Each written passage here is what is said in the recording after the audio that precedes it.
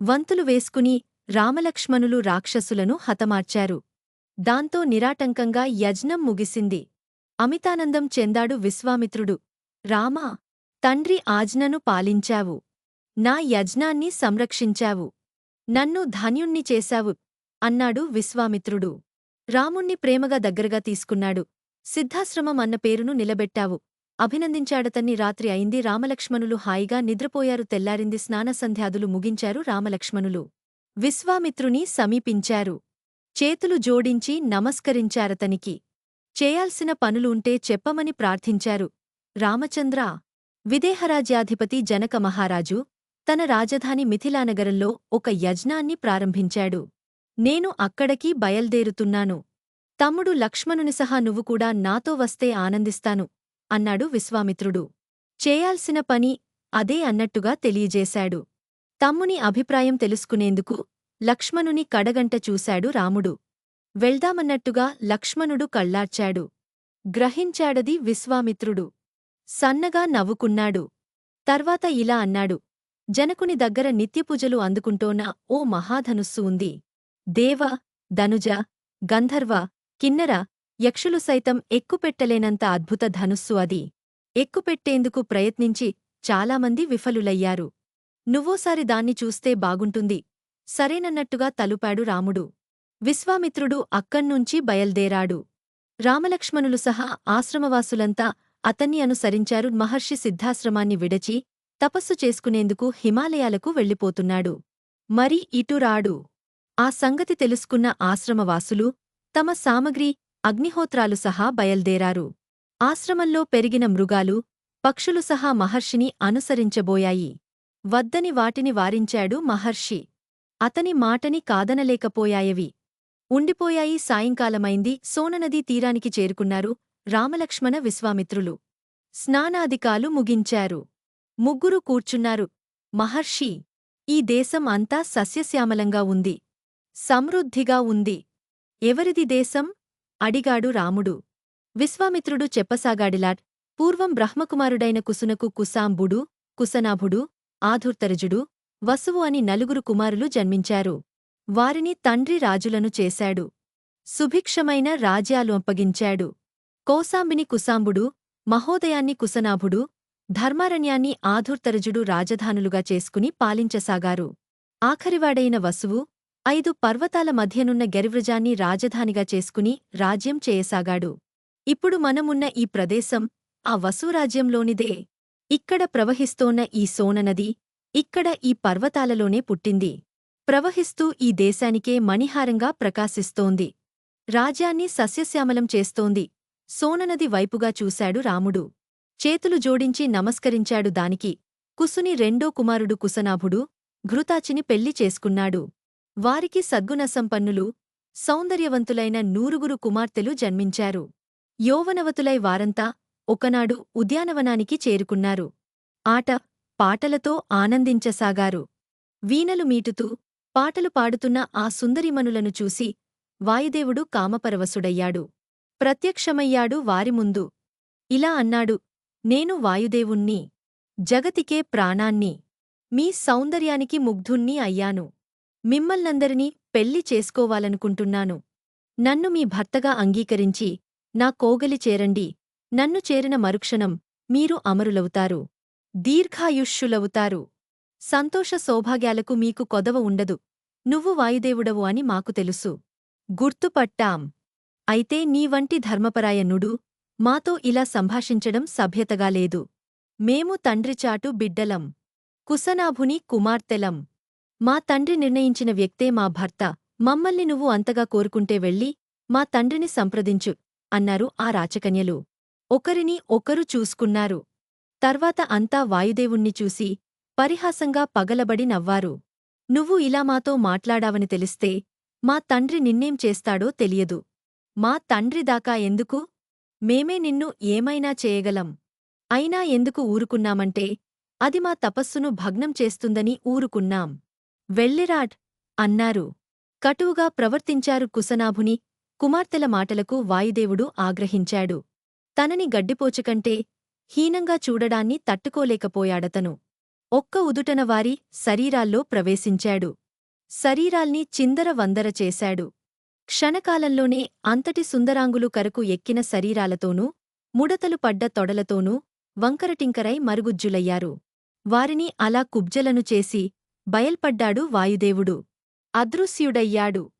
అందాలు అంతరించి అసహ్యంగా తయారైన తమ రూపాలను చూసుకుని గోడుగోడున విలపించారు కుశనాభుని కుమార్తెలు.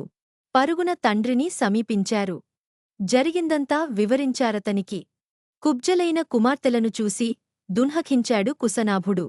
అయితే వారి ఓర్పును మెచ్చుకున్నాడు. తల్లులారా, క్షమయే యజ్ఞం, దానమే సత్యం. స్త్రీ పురుషులిద్దరికీ అది ఉత్తమ ధర్మం. ఇంత చేసినా వాయుదేవుణ్ణి మీరు క్షమించారు చూడండి, అది చాలా గొప్పది. అందుకు మిమ్మల్ని అభినందిస్తున్నాను అన్నాడు కుశనాభుడు. పేరుపేరునా కుమార్తెలను పిలిచి దగ్గరగా తీసుకుని నిమరి అందరినీ ఓదార్చాడు. అని ఆగాడు విశ్వామిత్రుడు. ఈ విధంగా కన్యలు కుబ్జలైన ఆ దేశమే కన్యాకుబ్జం అయింది. తర్వాత దానిని కనూజ్ అని కూడా వ్యవహరించసాగారు. తర్వాత ఏమైంది మహర్షీ? అడిగాడు లక్ష్మణుడు. కుతూహలాన్ని అణచుకోలేకపోయాడతను. తర్వాత ఏమైందంటే, ఆ కాలంలోనే చూళి అనే బ్రహ్మవేత్త బ్రహ్మచర్యానిష్కతో తపస్సు చేయసాగాడు. గంధర్యకన్య సోమద అతనికి అన్ని రకాల పరిచర్యలు చేయసాగింది. అలా కొన్ని సంవత్సరాలు గడిచింది. సోమద శుశ్రూషను మెచ్చాడు చూళి. ఏం కావాలో కోరుకోడ్ అన్నాడు. పవిత్రుడు, యోగ్యుడైన నీలాంటి కుమారుణ్ణి ప్రసాదించు అన్నది సోమద. ఆమె కోరిక నెరవేర్చాడతను. సంకల్పబలంతో కలిగిన కుమారుణ్ణి ఆమెకు ప్రసాదించాడు. ఆ కుమారుని పేరే బ్రహ్మదత్తుడు. అతను పెరిగ పెద్దవాడై కాంపిల్య నగరాన్ని పాలించసాగాడు. హితులు, మంత్రులతో చర్చించి బ్రహ్మదత్తుణ్ణి ఆహ్వానించాడు కుశనాభుడు. అతనికి తన కుమార్తెలను అందరినీ ఇచ్చి వివాహం చేశాడు. బ్రహ్మదత్తుడు పాణిగ్రహణం చెయ్యగానే కన్యల కుబ్జత్వం తొలగిపోయింది. సుందరులై వారు శోభించారు. కుశనాభుడికి కొడుకులు లేరు. ఆ కొరత తీరేందుకు అతను పుత్రకామేష్టి చేశాడు. బ్రహ్మలోకం నుండి అతని తండ్రి కుశుడు వచ్చాడప్పుడు, నాయనా, త్వరలోనే నీకు కొడుకు పుడతాడు. గాధి పేరుతో ప్రఖ్యాతుడవుతాడు. నీకు శాశ్వత కీర్తి ప్రతిష్టలు ఆర్జించి పెడతాడు అని ఆశీర్వదించాడు. తండ్రి చెప్పినట్టుగానే కుశనాభునికి కొంతకాలానికి గాధి జన్మించాడు. ఆ గాధే నా తండ్రి. అందుకే నేను గాధిజుడయ్యాను. కుశకవంశంలో జన్మించిన కారణంగా కౌశికుడు అయ్యాను. నా సోదరి సత్యవతి. ఆమె రుచీకుణ్ణి పెళ్లాడింది. తన సత్యధర్మశీల ప్రభావంతో సశరీరంతో స్వర్గానికి చేరింది. అయినా తృప్తి పడలేదామే. లోకక్షేమం కోసం హిమాలయాల నుండి నదిగా ప్రవహించసాగింది. దాని పేరే కౌశికి అన్నాడు విశ్వామిత్రుడు. మహర్షి వంశచరిత్రను తెలుసుకుని పొంగిపోయారు రామలక్ష్మణులు. అక్కమీది ప్రేమతో ఇన్నాళ్ళు ఆ నది ప్రక్కనే తపస్సు చేశాను. యజ్ఞం చేసేందుకే సిద్ధాశ్రమానికి చేరుకున్నాను. నీ శక్తిసంపన్నతతో యజ్ఞం పూర్తిచేసి ధన్యున్నయ్యాను అన్నాడు విశ్వామిత్రుడు. అప్పటికే కాలాతీతమైంది. బాగా పొద్దుపోయింది. పడుకున్నారంతా. తెల్లారింది. సోననదిని కాలిరేవున దాటారు. మధ్యాహ్నానికి భాగీరథీతీరానికి చేరుకున్నారు. స్నానాది కాలు ముగించారు. సగరుని యజ్ఞం పూర్తి అయింది. బూడిదరాసులైన బిడ్డలను తలచుకుంటూ మరణించాడతను. అంశుమంతుడు రాజు అయ్యాడు. దిలీపుణ్ణి కన్నాడతను. కొడుకును రాజుని చేసి పినతండ్రుల సద్గతుల కోసం హిమాలయాలకు చేరుకున్నాడు. గంగకోసం తీవ్ర తపస్సు చేశాడు. సాధించలేకపోయాడు. చనిపోయాడక్కడే. పితృదేవతల కోసం దిలీపుడు కూడా చాలా కష్టపడ్డాడు. యజ్ఞయాగాదులు ఎన్నో చేశాడు. అయినా ఫలితం దక్కలేదు. అతను కూడా మరణించాడు. భగీరథయత్నం దిలీపుని అనంతరం అతని కుమారుడు భగీరథుడు పట్టాభిషిక్తుడయ్యాడు. అయిన వెంటనే పితృదేవతలకు సద్గతులను కల్పించేందుకు నడుము బిగించాడు. సంతానం లేదతనికి. ఆ కారణంగా రాజ్యాన్ని మంత్రులకు అప్పగించి సంతానం కోసం, గంగకోసం తీవ్ర తపస్సు చేయసాగాడు భగీరథుడు. గోకర్ణక్షేత్రంలో పంచాగ్ని మధ్యంలో చేతులు పైకెత్తి ఎండనక వాననక బ్రహ్మను గూర్చి వెయ్యేళ్లు తపస్సు చేశాడు. అతని తపస్సు ఫలించింది. దేవతా ఋషిగణాల సహా బ్రహ్మదేవుడు ప్రత్యక్షమయ్యాడు. భగీరథా, నీ తపస్కు మెచ్చాను. నీ 2 కోర్కెలు ఫలిస్తాయి. అయితే స్వర్లోకం నుండి భూమికి ఉరుకుతూ వచ్చే గంగను భరించగలిగేది పరమేశ్వరుడు ఒక్కడే. అతని అంగీకారం కోసం తపస్సు చెయ్యి అన్నాడు బ్రహ్మ. వెంటనంటి ఉన్న గంగను చూశాడు. కిందికి వెళ్ళు అని ఆజ్ఞాపించాడామెను. సరేనన్నదామె. భగీరథుడు బొటన వేళ్లమీద నిలబడి చేతులు పైకెత్తి వాయువును ఆహారంగా తీసుకుంటూ పరమేశ్వరుని గురించి 1 సంవత్సరం తపస్సు చేశాడు. భక్తవశంకరుడు ప్రసన్నుడయ్యాడు. ప్రత్యక్షమయ్యాడు. భగీరథా, నీ కోరిక నెరవేరుస్తాను. దేవగంగను నా శిరస్సున ధరిస్తాను అన్నాడు. అభయమిచ్చాడు. పైన ఉన్న గంగను చూశాడు. దిగు అన్నట్టుగా కళ్ళార్చాడు. శరవేగంతో భూమికి దిగేందుకు ఉపక్రమించింది గంగ. తన ప్రవాహవేగాన్ని పరమేశ్వరుడు తట్టుకోలేడని తనతో పాటుగా అతన్ని పాతాళంలోనికి లాక్కుపోతాననుకున్నది గంగ. అహంకరించింది. శివుని జటాపుటంలోకి దూకింది. గంగ పొగరుబోతుతనాన్ని గ్రహించి సన్నగా నవ్వుకున్నాడు శివుడు. జటలు విప్పి చుక్కకూడా కింద పడకుండా గంగను బంధించాడతను. అక్కడికక్కడే సుడులు తిరుగుతూ వెర్రెత్తిపోయింది గంగ. కిందికి రాదు, ప్రవహించదు. భగీరథుడు గుర్తించాడది. బాధగా శివుణ్ణి చూశాడు. చేతులు జోడించి నమస్కరించాడు. స్వామి, దయచేసి గంగను విడిచిపెట్టు ప్రార్థించాడు. కరుణించాడు శంకరుడు. జటలను వదులు చేశాడు. బిందుసరోవరం ప్రాంతంలో గంగను వదిలాడు. గంగ అక్కడినుంచి 7 పాయలుగా చీలింది. 3 పాయలుగా తూర్పునకు ప్రవహించింది. మరి 3 పాయలుగా పడమరకు ప్రవహించింది. నడుమపాయ భగీరథుణ్ణి అనుసరించింది. పరవళ్ళు తొక్కుతూ, తెల్లగా నురగలు కక్కుతూ, సుడులు తిరుగుతూ ప్రవహించసాగింది గంగ. తరలివస్తున్న గంగను ఆరాధనగా చూడసాగాడు భగీరథుడు. పితృదేవతలకు సద్గతులు సాధించినట్టే అనుకున్నాడు. భగీరథుని సహా గంధర్వులు, కిన్నరులు, సిద్ధులు, ఋషులు అందరూ గంగను కీర్తించారు. తనివితీరా స్నానాలు చేశారందులో. తర్పణాలు వదలి మహదానందం చెందారు. మహర్షి జహ్నుడు యజ్ఞం చేసేందుకు సంభారాలు సమకూర్చుకున్నాడు. వేదికను ఏర్పాటు చేశాడు. గంగ వాటి మీదుగా ప్రవహించింది. అన్నిటినీ కొట్టుకుపోసాగింది. చూశాడది జహ్నువు. ఆగ్రహోదగ్రుడయ్యాడు. గంగను దోసిటపట్టి తాగేశాడు. నీటిబొట్టు అన్నదే లేకుండా చేశాడు. గంగ వెనుకగా తరలివస్తున్న దేవతలు, సిద్ధులు, ఋషులు చూశారది. చేతులెత్తి నమస్కరించి జహ్నువును ప్రార్థించారు. భగీరథుని కృషి, లోకహితాన్ని దృష్టిలో పెట్టుకోమన్నారు. గంగను వదిలిపెట్టమన్నారు. మీరు వదలిన గంగను ఇక మీదట మీ కుమార్తెగానే వ్యవహరిస్తాం అన్నారు. సమాధానపడ్డాడు మహర్షి. గంగను తన చెవుల నుండి వదిలాడు. నాటినుండి గంగను జహ్ను తనయ అని వ్యవహరించసాగారు. జాహ్నవి అయిందామే. మహోత్సాహంగా ముందుకు ఉరికింది గంగ. చాలా దూరం ప్రయాణించింది. సాగరద్వారం ద్వారా పాతాళంలోనికి ప్రవేశించింది. సగర కుమారుల భస్మరాసుల్ని ముంచెత్తింది. పాపవిముక్తులయ్యారు సగరులు. సద్గుతులు పొందారు. భగీరథుడు ఆనందించాడు. అప్పుడు మళ్ళీ బ్రహ్మ ప్రత్యక్షమయ్యాడు. ఇలా అన్నాడతనితో, భగీరథా, నీ తాత ముత్తాతలు, తండ్రి సాధించలేని మహత్కార్యాన్ని నువ్వు సాధించావు. అభినందనలు. నీ కృషి ఫలితంగా నీ పితృదేవతలంతా స్వర్గవాసులయ్యారు. ఈ సముద్రజలాలు ఉన్నంతవరకు వారు అక్కడే నివసిస్తారు. నీ మహత్తర కృషికి గుర్తుగా నీ కుమార్తె అయినట్టుగా ఇక మీదట గంగను భాగీరథి అని వ్యవహరిస్తారు. ధన్యుణ్ణి అన్నాడు భగీరథుడు. ఇక నువ్వు సంతానవంతుడివి కూడా అవుతావు. వెళ్ళి రాజ్యాన్ని పాలించు. శాశ్వత యశోవంతుడివై వర్ధిల్లు అన్నాడు బ్రహ్మ. అదృశ్యుడయ్యాడు. దేవగంగా, జాహ్నవి, భాగీరథిగా గంగా దేవమనుష్య పాతాళాల్లో ప్రవహిస్తూ త్రిపథగా అయింది అని ముగించాడు విశ్వామిత్రుడు.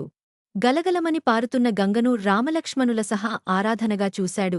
రామా, భూవికి దిగిన దేవగంగ ప్రజలకు భుక్తి, ముక్తులను ప్రసాదిస్తోంది. అంతేకాదు, తనలో మునిగిన వారినేగాక తన కథను విన్న వారిని, వినిపించిన వారిని పాపరహితులను చేస్తోంది అన్నాడు విశ్వామిత్రుడు. ఆసరికి రాత్రి అయింది. ఆ రాత్రి నదీతీరంలోనే మహర్షి తదితరులంతా నిద్రించారు. మర్నాడు స్నానసంధ్యాదులు ముగించుకుని అక్కడి ఋషులు ఏర్పాటు చేసిన నావను ఎక్కి ఆవలితీరం చేరారు. ముందుకు నడిచారో లేదో మిద్దెలు, మేడలతో ఉన్న పట్టణం కానవచ్చింది. ఇది ఏ పట్టణం మహర్షీ? అడిగాడు లక్ష్మణుడు. దీనిని విశాలనగరం అంటారు. సుమతి దీనిని పాలిస్తున్నాడు చెప్పాడు విశ్వామిత్రుడు. ఈ రోజు ఇక్కడ ఉందాం. రేపు మిథిలకు ప్రయాణం అవుదాం అన్నాడు. సరేనన్నారు రామలక్ష్మణులు. విశ్వామిత్రుడు విచ్చేశాడని తెలుసుకున్న రాజు సుమతి, మంత్రిసామంతుల సహా వచ్చి మహర్షిని పూజించాడు. చక్కని ఆతిథ్యం ఇచ్చాడు. ముందు చెప్పినట్టుగానే రామలక్ష్మణుల సహా మర్నాడు మిథిలకు బయల్దేరాడు విశ్వామిత్రుడు. అల్లంత దూరంలో మిథిలానగరం ఉందనగా మార్గమధ్యంలో రాముడు ఓ ఆశ్రమాన్ని చూశాడు.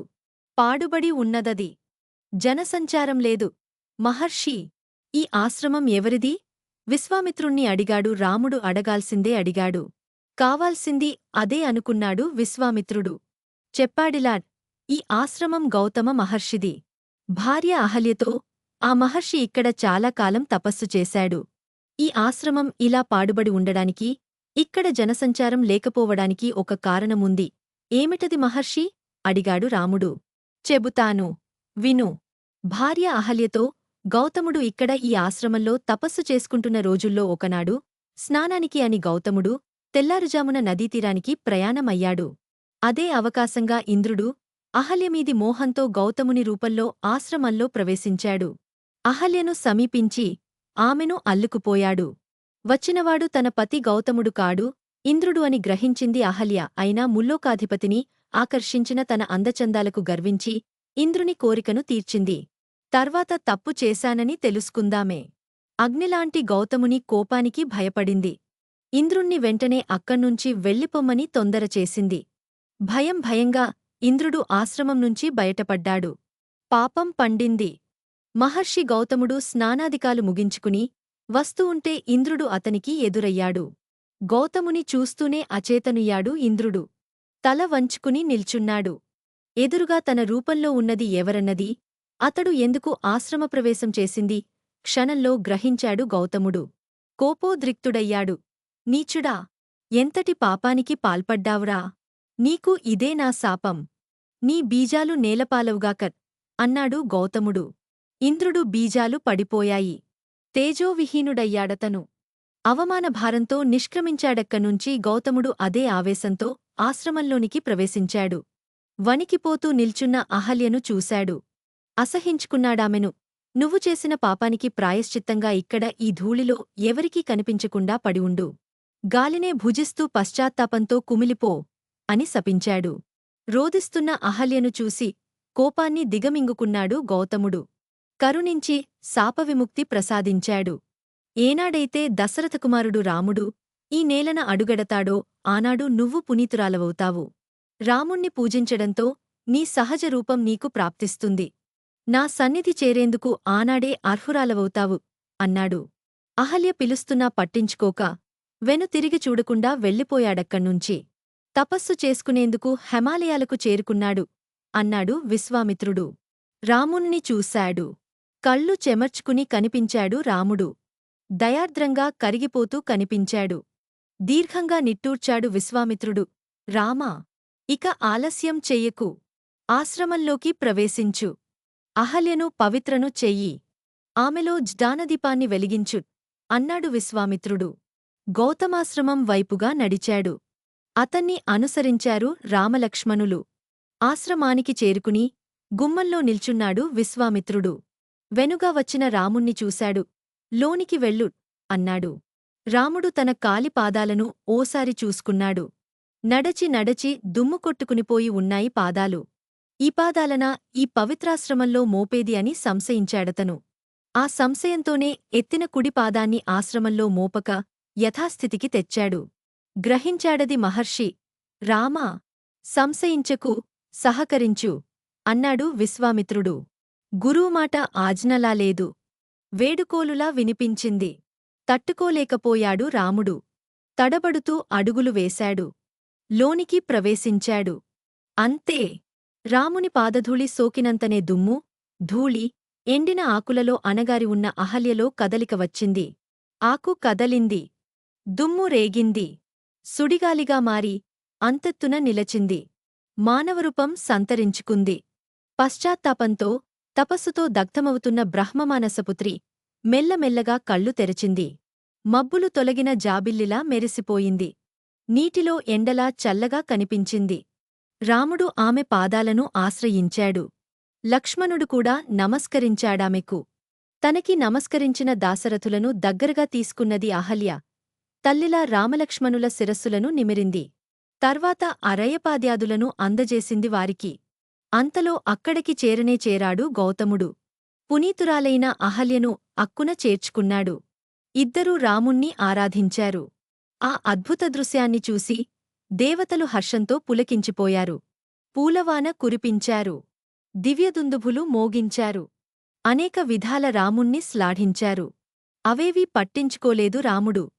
గురువు విశ్వామిత్రుని వెంట తమ్ముణ్ణి తోడుకుని బయల్దేరాడు. అక్కడ్నుంచి ముగ్గురూ మిథిలకు చేరారు. మహారాజు యజ్ఞవాటికలోకి ప్రవేశించారు. ప్రశాంతంగా ఉన్న ప్రదేశాన్ని చూసుకుని విడిది చేశారక్కడ. మహర్షి విశ్వామిత్రుడు శిష్యులతో వచ్చిన వార్తను తెలుసుకున్నాడు జనక మహారాజు. వెంటనే పురోహితుడు శతానందుడు ఋత్విజులతో బయల్దేరి వచ్చాడక్కడికి. అరయపాద్యాదులు మహర్షికి సమర్పించి పూజించాడతన్ని. తర్వాత సప్తతంతుక్రతువు గురించి వివరించి అది రానున్న 12 దినాల్లో ముగియనున్నదన్నాడు. అంతవరకు ఉండాలని విశ్వామిత్రుణ్ణి ప్రార్థించాడు. అందుకు అంగీకరించాడు మహర్షి. అప్పుడు రామ లక్ష్మణులను చూశాడు జనకుడు. వారి సౌందర్య శౌర్య గాంభీర్యాలను చూసి ఆశ్చర్యపోయాడు. విశ్వామిత్రుణ్ణి అడిగాడిలా, మహాత్మా, నూనుగు మీసాలతో, ఒకే మాదిరి సౌందర్యప్రాయాలతో, సింహకిశోరాల్లా, సూర్యచంద్రుల్లా వెలిగిపోతున్న ఈ వీరులెవరు? ఎవరి కుమారులు? వారు దశరథరాజపుత్రులు, రామలక్ష్మణులు. నా యాగాన్ని పరిరక్షించవచ్చారు. రాక్షసులను మట్టుబెట్టి నిర్విఘ్నంగా నా యాగాన్ని పూర్తి చేయించారు. తర్వాత అహల్యకు శాపవిముక్తి కలిగించారు చెప్పాడు విశ్వామిత్రుడు. శతానందుని తల్లి అహల్య, ఆమెకు శాపవిముక్తి కలిగింది అనగానే శతానందుడు ఆనందబాష్పాలతో రాముణ్ణి చూశాడు. చేతులు జోడించి అతనికి నమస్కరించాడు. తర్వాత విశ్వామిత్రుని దగ్గరగా చేరి ఇలా అడిగాడు, మహర్షీ, నా తల్లి ఈ రాముణ్ణి పూజించిందా? ఆశ్రమానికి నా తండ్రి తిరిగవచ్చాడా? నా తల్లిని స్వీకరించాడా? అడిగాడు. నువ్వు ఆశించినట్టుగా అన్నీ జరిగాయి అన్నాడు విశ్వామిత్రుడు. అన్నట్టు జనకమహారాజా, ఈ మిథిలకు రామలక్ష్మణులు ఎందుకు వచ్చారో తెలుసా? చెప్పండి మహర్షీ, ఎందుకు వచ్చారు? అడిగాడు జనకుడు. నీ వద్ద ఉన్న శివధనుస్సును చూడాలని వచ్చారు, అవునా? అని జనకుని సహా మరింత ఆనందాన్ని వ్యక్తం చేశాడు శతానందుడు. రాముణ్ణి సమీపించాడు. ఏనాటి పుణ్యమో ఈనాడు ఇలా ఫలించింది. నువ్వు మిథిలకు వచ్చావు. స్వాగతం రామచంద్రా. సుస్వాగతం అన్నాడు తన పనుపున రాముణ్ణి శతానందుడు స్వాగతించడం సంతోషమనిపించింది జనకునికి. చిరునవ్వుతో చూడసాగాడతన్ని. తన తల్లికి శాపవిముక్తి కలిగింది. తల్లిదండ్రులు కలుసుకున్నారు. మహదానందంగా ఉన్నాడు శతానందుడు. రాముని పాదధూళి సోకితే తల్లి నిజరూపాన్ని సంతరించుకుంటుంది. రాముణ్ణి వెంటబెట్టుకుని రావాలి. వెంటబెట్టుకుని ఎవరొస్తారు? ఈ కష్టాన్ని ఎవరు తీరుస్తారని ఎన్నో ఏళ్లుగా నిరీక్షించాడు శతానందుడు. అతని నిరీక్షణ ఫలించింది. విశ్వామిత్రుడు రాముణ్ణి వెంటబెట్టుకుని వచ్చాడు. ఆకులో ఆకుగా, ధూళిలో ధూళిగా అణగారిన అమ్మను లేపి ఆనందాన్ని కలిగించాడు. విశ్వామిత్రుడు మహర్షి మాత్రమే కాదు, దేవుడు అనిపించాడు. స్తుతించాడతన్ని శతానందుడు. రామునితో అన్నాడిలా, రామా, ఈ విశ్వామిత్రుడు అపారశక్తివంతుడు, పుణ్యపురుషుడు, మహారాజు, బ్రహ్మర్షి. విశ్వామిత్రుని కథ వినదగ్గది. వినిపిస్తాను, విను. వినేందుకు రాముని సహా లక్ష్మణుడు కూడా కుతూహలం చూపాడు. శతానందుడు చెప్పసాగాడిలా, రామా, బ్రహ్మపుత్రుడు కుసునకు కుశనాభుడు జన్మించాడు. కుశనాభునికి గాధి జన్మించాడు. ఆ గాధి పుత్రుడే ఈ విశ్వామిత్రుడు. మహారాజు. ఇతనికి తెలియని విద్యలేదు. శౌర్యపరాక్రమాలకు కొదవలేదు. ధర్మవేత్త, చిరకాలం రాజ్యం చేశాడు. ఆ రోజుల్లోనే భార్యలు, మంత్రులు సహా దేశాటన చేస్తూ ఒకరోజు వశిష్ఠాశ్రమం చేరాడు. అక్కడి పుష్ప ఫలవృక్షాలను చూశాడు. చూడముచ్చటనిపించాయి. పెంపుడు జంతువుల్నీ, పక్షుల్నీ చూశాడు. మనోహరమనిపించాయి. జితేంద్రియులైన తపస్సులను చూశాడు. బ్రహ్మలోకం అనిపించింది. చేతులు జోడించి నమస్కరించాడు వశిష్ఠునికి. ఆశీర్వదించాడతను.